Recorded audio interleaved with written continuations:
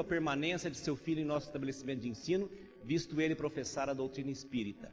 Acresce-se que este menino tem também se revelado um tanto rebelde. A rebeldia não era o mais importante, mas acrescentou isso.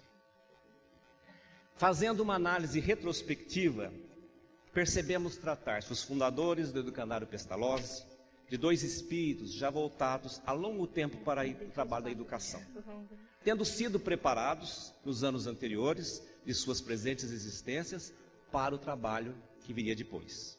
Vejamos. Tomás Novelino nasceu em 1901, em uma pequena cidade de Minas Gerais, Delfinópolis, o mais novo de 4 irmãos.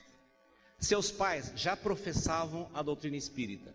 Pelo menos a sua mãe participava de sessões espíritas lá no Arraialzinho, realizados na cidade. A família tinha uma boa situação econômica e social para a época. Tinha uma fazenda, a melhor casa do vilarejo era do pai. O pai foi o intendente municipal, que se corresponde hoje mais ou menos ao prefeito. Aos 3 anos de Tomás, o pai desencarna. Nesta época, a mãe recebia uma revista editada em São Paulo por Anália Franco, O Almo das Meninas, a quem passou a admirar.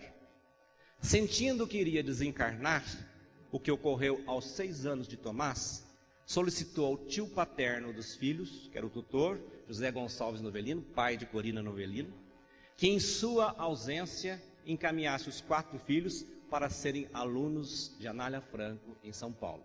Nós temos uma outra imagem de Anália Franco. A mãe era uma cidadezinha muito acanhada e ela sonhava alguma coisa mais para os filhos em termos de educação. E sabia que se eles ficassem ali sem pai e mãe, e mesmo com alguns recursos que eles tinham, realmente eles não teriam grande possibilidade. Então ela pediu que o pai enviasse. Alguns meses após o desencarne da mãe, os 4 irmãos são encaminhados para o asilo de órfãos de Dona Anália Franco, em São Paulo, onde Tomás e seu irmão Nestor permaneceram por 5 anos. As 2 irmãs permaneceram por 10, porque quando o tio foi buscar de volta, as irmãs faziam parte da orquestra que a Dona Anália andava por todo o centro do Brasil para conseguir recursos. E ela pediu que não tirasse as meninas da orquestra, para que era a renda que ela poderia ter. Apesar de ter sido uma época de muito sofrimento para as crianças, Dona Anália passava muita dificuldade, a convivência com Dona Anália foi muito positiva. A sua presença marcante, os métodos pedagógicos que a mesma aplicava, até as canções que compunha e ensinava às crianças, com 99 anos, meu pai ainda lembrava e cantava. Hino à maçonaria, hino a Deus, uma série de coisas que ele cantava, que ele lembrava daquilo que a Dona Anália ensinou quando ele tinha 7, 8 e 9 anos. Aos 14 anos, o mesmo tutor encaminha Tomás e seu irmão Nestor a Sacramento, Minas Gerais, para serem alunos de Eurípides Barçanufo no Colégio Allan Kardec, por ele fundado em 1907. Próximo. Mais uma figura de Eurípides. Esse é o Colégio Allan Kardec recente, isso não é do tempo de Eurípides, quando ele estava recente assim, quando ele estava em construção, e esse agora é uma imagem mais recente. Ali permaneceram por 3 anos, só saindo em 1918 com o prematuro desencarno do mestre. Nas próprias palavras de Tomás, foram os 3 anos mais significativos, mais profícuos, anos que dirigiram os rumos da minha vida. Tomás bebeu como ninguém desta fonte prodigiosa que foi a presença de Eurípides, do amor, da sensibilidade, da didática, da competência educacional, da mediunidade multiface prodigiosa, do exemplo vivo de verdadeiro espírita e cristão que Eurípides dava.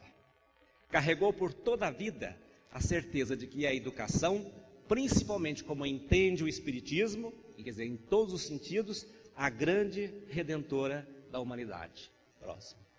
E nós vemos Tomás, moço, nós temos ele mais jovem, a próxima ele já mocinho, e a terceira quando ele entra na faculdade de medicina, com 21 anos. Aí, diz Tomás, desta época, em relação a Eurípides, próximo. Mas onde estava o grande zelo e amor de Eurípides, era no colégio Allan Kardec, a pupila de seus olhos. Educou milhares de moças e rapazes, que haveriam de guardar naturalmente as suas preciosas lições e conservar a sua imagem imorredoura. Tive a felicidade de ser seu discípulo achegado ao peito e receber do Mestre uma gratidão que jamais pagarei.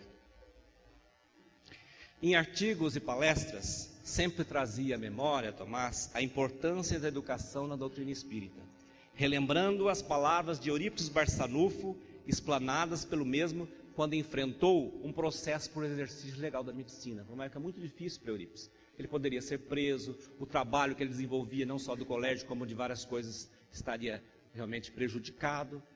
E Eurípides, então, teve esta frase, próxima. Se for preciso, fecharemos a farmácia, mas o colégio Allan Kardec nunca.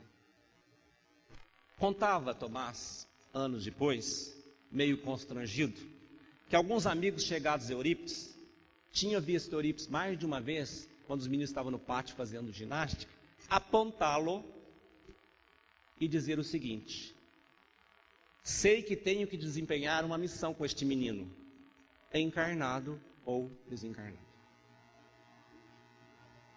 Próximo.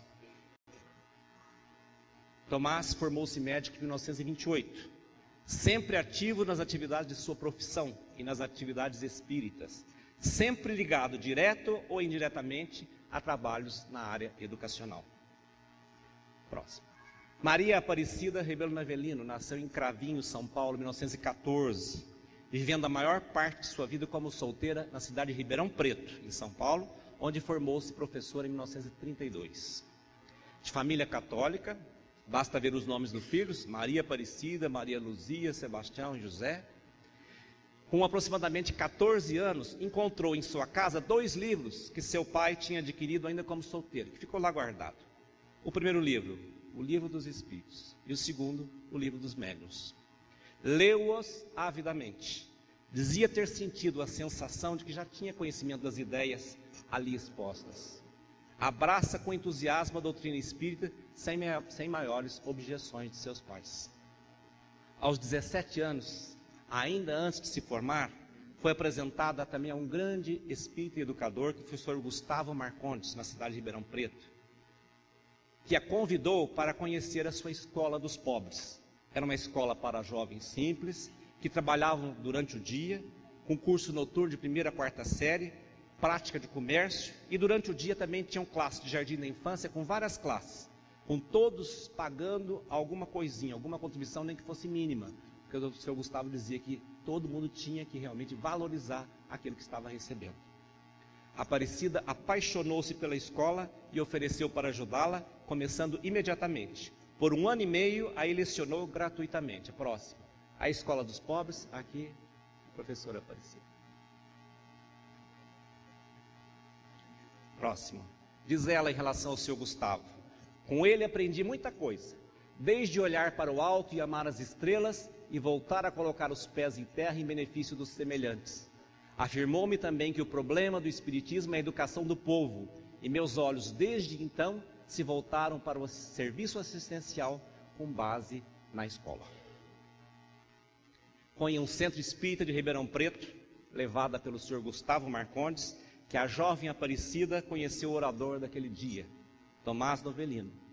Afinizaram-se, em aproximadamente 1 ano, estavam casados, indo residir em Franca, no estado de São Paulo. Próximo, nós já mostramos.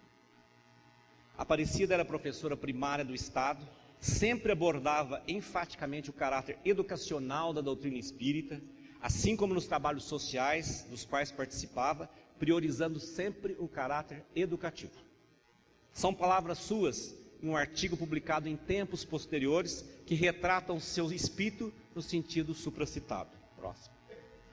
Sempre sentimos que se há um trabalho digno de se lhe oferecer todas as nossas forças e nossos sofrimentos, é o trabalho da educação. Preparar a criança e o adolescente para uma vida digna, imprimir em suas almas moldáveis sons que tenham ressonâncias eternas, que mais se poderá querer?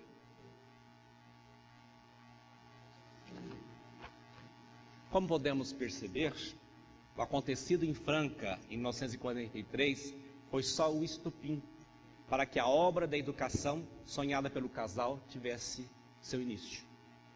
Entre o período de setembro de 43 e agosto de 44, o casal preparou a nova escola, que recebeu por inspiração de Novelino o nome de Escola Pestalozzi, a qual iniciou suas atividades em 1º de agosto de 1944. Essa era a sobrado onde morava o casal com suas 3 filhas na época, e eles alugaram esta casa com 4 janelas do lado, para que começasse ali a escolinha, recebeu o nome de Escola Pestalozzi, que é no centro de Franca. Características da escola nascente, são palavras de Dona Aparecida Novelino. Próximo. Escola simples e com bom gosto, falta de auxiliares, acúmulo de serviços, de dia uma classe de jardim da infância e outra de admissão ao ginásio, à noite curso de alfabetização de adultos, pois na cidade não havia nenhum. Para nós, a vida se transbordava. De manhã, trabalhava na escola do Estado. À tarde, curso de admissão. E à noite, curso de alfabetização. Ainda tínhamos na escola o atendimento aos pais, a disciplina e, nos primeiros dias, a obrigação da faxina. O dinheiro recebido mal dava para os gastos indispensáveis, sem contar o aluguel, que sempre ficou por conta do Novelino. 2 fatos interessantes. Por mais que se fazia, sempre ficava aquém e o resultado não era tão importante. Narra a Dona Aparecida que fez uma visita ao Sr. Gustavo Marcondes, que já morava em Campinas, no estado de São Paulo, que tinha lá um grande trabalho. Então o Sr. Gustavo Marcondes diz o seguinte para ela: falava-me ele que em sua escola de então, as crianças tinham toda assistência, só faltava uma coisa para se tornar ideal. E como eu lhe perguntasse o que era, ele respondeu: ficar todo dia na escola, onde recebessem de tudo: alimentação, aulas, assistência médico-dentária, educação moral, mas fossem à tarde para casa, a fim de não perderem o contato com a família que Deus lhes deu. Uma cortina se me descerrou aos olhos, e o Pestalozzi teve toda a sua estrutura assistencial mudada, e a primeira creche espírita se abriu em Franca.